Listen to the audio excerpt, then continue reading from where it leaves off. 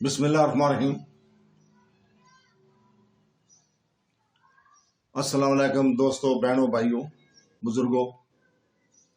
ہم آیت نمبر 45 سورہ المائدہ کی تفسیر پیش کر رہے ہیں۔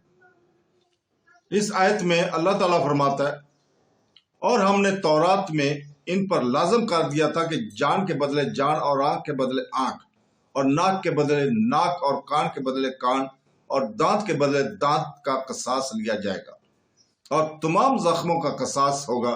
پھر جو دل کی خوشی سے خود کو قصاص کے لیے پیش کر دے تو یہ اس کا کفارہ بن جائے گا، اور جو اس کے مطابق فیصلہ نہ کرے جو اللہ نے نازل کیا تو وہی لوگ ظالم ہیں۔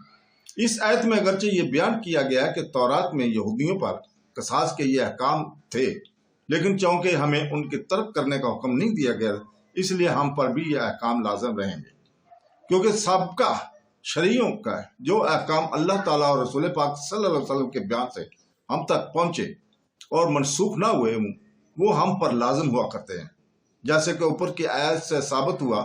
آیت میں زخموں کے اعضاء اور جان کی قصاص کا حکم فرمایا گیا ہے۔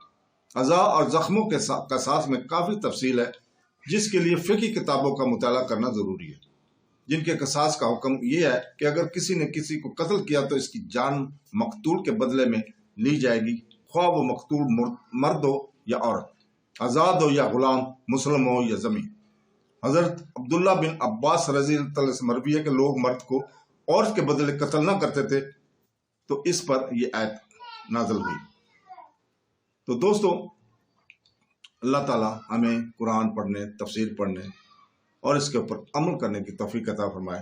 آمین ثم آمین۔ اللہ حافظ۔